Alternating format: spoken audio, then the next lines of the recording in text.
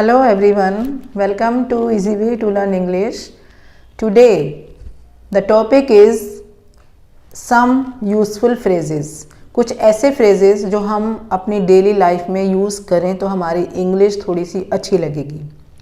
जैसे कि has its own feel, इसका अपना ही मज़ा है. जैसे taking tea has its own feel, चाय पीने का अपना ही मज़ा है. और in winter has its own feel, in winter taking tea in winters has its own feel, means चाय पीने का अपना ही मज़ा है. और इफ़ दिस गोज़ ऑन, अगर ऐसा ही चलता रहा, अगर ऐसा ही चलता रहा तो तुम फेल हो जाओगे. If this goes on you will fail again, दोबारा से फेल हो जाओगे. तो इस तरह के कुछ फ्रेजेज हैं. आई एम सॉरी बड़ी इजीली हम बोल देते हैं. कुछ भी थोड़ा सा गलत हुआ एकदम से मुंह से निकलता है आई एम सॉरी. अगर हम आई एम सॉरी के बाद आई एम सॉरी फॉर व्हाट, अगर इसको भी ऐड कर दें तो शायद it will have it's own feel, तो ये एक अच्छा फील होगा, इसका मज़ा ही कुछ और होगा. ऑल ऑफ अ सडन, अचानक से कुछ बात हो गई अचानक से, ऑल ऑफ अ सडन, उसके लिए हम यूज़ करेंगे phrase all of a sudden. और इसका मीन्स सडनली भी इसी का सेम है, सडनली और ऑल ऑफ अ सडन, पर दिस इज़ फ्रेज और that is suddenly is a word. Let's see through sentences. Taking, same sentence is there. Taking tea in winters, और इन विंटर चलिए in winters. Taking tea in winters has its own feel, सर्दियों में चाय पीने का मज़ा ही कुछ और है और अपना ही एक मज़ा है. इस तरह भी कह सकते हैं कि अपना ही एक मज़ा है और मज़ा ही कुछ और है. दोनों तरह से आप इसका सेंस ले सकते हैं. Going to school had its own feel, ये हम अब कह सकते हैं जब हमें स्कूल नहीं जाना पड़ता. जब हमें स्कूल जाना था तब हम नहीं कह सकते थे, अब हम कह सकते हैं freely. Going to school had its own feel, school जाने का अपना ही मज़ा था. He is very cheerful person, talking to him has its own feel, वो एक इतना चेयरफुल पर्सन है, चेयरफुल खुश मिजाज इंसान, कि उससे बात करने का अपना ही अलग मज़ा है, अपना ही कुछ मज़ा है. Buying a car with my own money, अपने पैसों से कार खरीदना, will have it's own feel. अब ये मैंने सेंटेंस यूज़ किया था, ये सब प्रेजेंट में चल रहा था. हैज़ ये पास्ट में हो गया, हैड अपना ही मज़ा था. टॉकिंग टू हिम हैज़ अपना ही मज़ा है, प्रेजेंट में बात है. Buying a car with my own money will have, ये अपना ही मज़ा होगा, अपने पैसों की कार खरीदने का कुछ अपना ही मज़ा होगा. Has it will have it's own feel, एक अपना ही मज़ा होगा, फ्यूचर में बात है ये. Spending time with family members has its own feel, family members के साथ टाइम स्पेंड करने का एक अपना ही मज़ा है. Learning English by easy way to learn English has its own feel, you know very well. Okay, next sentence देख लेते हैं. Next phrase is if this goes on और I am sorry. Next phrase is if this goes on, अगर ऐसा ही चलता रहा. Let's see, if this goes on what we will eat in coming days, अगर ऐसा ही चलता रहा तो हम आने वाले दिनों में क्या खाएंगे. This is not a question, ये कोई क्वेश्चन नहीं है. अगर क्वेश्चन होता तो वट के बाद हम विल लगाते, वट विल वी ईट. क्योंकि ये क्वेश्चन नहीं है तो ऐसे ही जैसे हम बोल देते हैं अब हम क्या करें, अब हम क्या खाएंगे. तो इस तरह से क्वेश्चन पूछ नहीं रहे हैं किसी से, खुद से ही क्वेश्चन कर रहे हैं कि अगर ऐसा ही चलता रहा तो अब हम क्या खाएंगे. आंसर नहीं मांग रहे किसी से. जब हम किसी से आंसर नहीं मांगते हैं तब हम ना तो क्वेश्चन मार्क लगाते हैं और ना ही क्वेश्चन वर्ड के बाद वर्ब यूज़ करते हैं. हेल्पिंग वर्ब या वर्ब जो भी हमें यूज़ करना है वो हम क्वेश्चन वर्ब के बाद नहीं यूज़ करते, सब्जेक्ट के बाद यूज़ करते हैं. क्योंकि हम किसी से क्वेश्चन नहीं पूछ रहे, हम तो खुद ही अपने आप से ही बात कर रहे हैं कि अगर ऐसा ही चलता रहा तो हम आने वाले दिनों में क्या खाएंगे. That's why I did not put here question mark.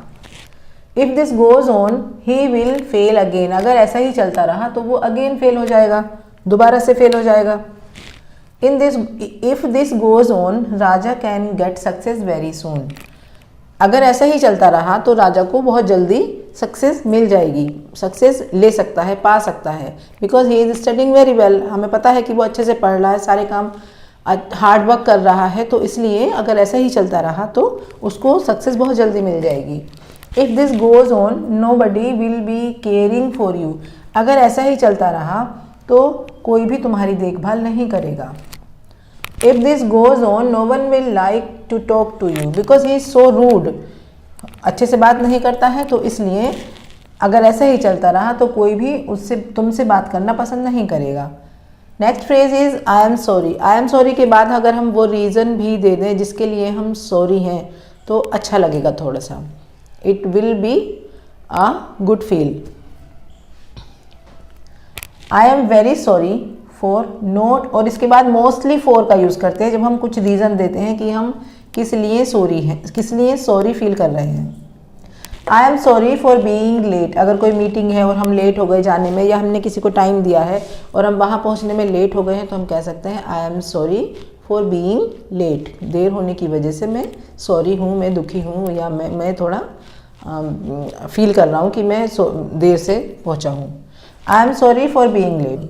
I am sorry if I hurt you. अगर मैंने तुम्हें दुख दिया है या मैंने तुम्हें परेशान किया है किसी भी तरह से, मैं बहुत दुखी हूँ। I am very sorry if I hurt you. Really it was not my intention. Really सचमुच में मेरी कोई ऐसी इंटेंशन नहीं थी। I am sorry for being so rude. मैं अपने बिहेवियर में रूड जो हुआ हूँ उसके लिए मैं बहुत दुखी हूँ। तो ये रीज़न देने से थोड़ा अच्छा लगता है, सेंटेंस थोड़ा सा पावरफुल हो जाता है। तो I am sorry for being so rude. Next phrase is all of a sudden. इसको भी देख लेते हैं। So the next phrase is all of a sudden, means अचानक से, कोई भी काम अचानक से हो जाना, सडनली हो जाना, that is called all of a sudden. As a phrase हम यूज़ कर सकते हैं all of a sudden. I was walking down the street and all of a sudden it started to rain. मैं street से नीचे, मतलब नीचे जाकर स्ट्रीट में वॉक कर रही थी और ऑल ऑफ अ सडन बारिश होने लगी, अचानक से बारिश होने लगी। तो हम यहाँ पर यूज़ कर सकते हैं all of a sudden, means अचानक से, सडनली जो काम हो जाए, that is all of a sudden. All of a sudden they fired him from the job. Fired का मतलब यहाँ होता है निकाल देना, जॉब से निकाल देना, किसी भी चीज़ से उसको हटा देना, किसी भी काम से जहाँ पर वो इस टाइम इन्वॉल्व है उससे उसको हटा देना, दैट इज़ फायर्ड। तो all of a sudden they fired him from the job. अचानक से उन्होंने उसको जॉब से निकाल दिया, बाहर निकाल दिया। All of a sudden the car weird of the road. Weird of, full stop is compulsory. Weird of का मतलब होता है अचानक से मुड़ जाना, किसी और डायरेक्शन में मुड़ जाना और बंद हो जाना। इस तरह से थोड़ा सा झटका लगा, मुड़ गई और बंद हो गई, अचानक से टर्न ले लेना। ऑल ऑफ अ सडन अचानक से कार रोड पर किसी और डायरेक्शन में चली गई और बंद हो गई। There was a terrific bang and a flash of smoke all of a sudden. Flash of smoke धुआं, बहुत सारा धुआं, और टेरिफिक बैंग, टेरिफिक का मतलब होता है डरावना, कुछ बहुत ज़्यादा जिससे सुनकर डर लग जाए। बैंग मतलब जोर की आवाज़ होना, बहुत ज़्यादा धमाका हुआ, और फ्लैश हुई स्मोक की, ऑल ऑफ अ सडन अचानक से। तो this was the use of all of a sudden, and I think you are learning something from my videos. Let's see the proverb of today. Goat's milk grinds slowly but surely. Means पता है गोट के पास भी एक मिल है, जैसे sugar mill होते हैं ना, ऐसे ही गोट के पास भी एक मिल है जिसमें जो हमारे जो जैसे कहते हैं कर्मा, हमारे जो अच्छे बुरे कर्म, वो उस चक्की में सब उस मिल में पीसे जाते हैं, और पता चलता है उनसे कि हमने कितने बुरे कर्म किए हैं और हमें उनके लिए हमें क्या पनिशमेंट मिलने वाला है। और मिलता है punishment, because in his house there है अंधेर नहीं। तो द प्रोवर्ब सेज भगवान के घर देर है बट अंधेर नहीं। तो God's mill grinds slowly but surely. देर है, देर से हो सकता है काम, लेकिन अंधेर नहीं है।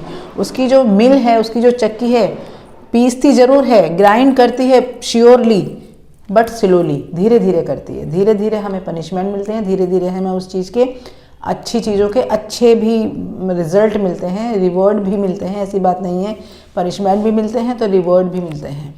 तो और ग्राइंड यहाँ पर एक वर्ब है जिसका मतलब है ग्राइंड, पीसना, और इसकी सेकंड फॉर्म होती है ग्राउंड। सेकंड फॉर्म जो हम यूज़ करते हैं पास्ट टेंस के लिए ग्राउंड यूज़ करते हैं। तो यहाँ पर ये वर्ब है, और ग्राउंड मीन्स आपने एक ज़मीन के लिए भी सुना होगा ground, the ball fell on the ground, ball ज़मीन पर गिर गई, तो ग्राउंड ज़मीन के लिए, दैट इज़ नाउन। ग्राउंड वो नाउन है, और यहाँ पर जो इसकी सेकंड फॉर्म है वो वर्ब है, जिसकी सेकंड फॉर्म ग्राउंड है। Okay, that's all for today. I had to share with you. Keep watching my videos and keep sharing to, and subscribe my channel if you have not subscribed it yet. Bye.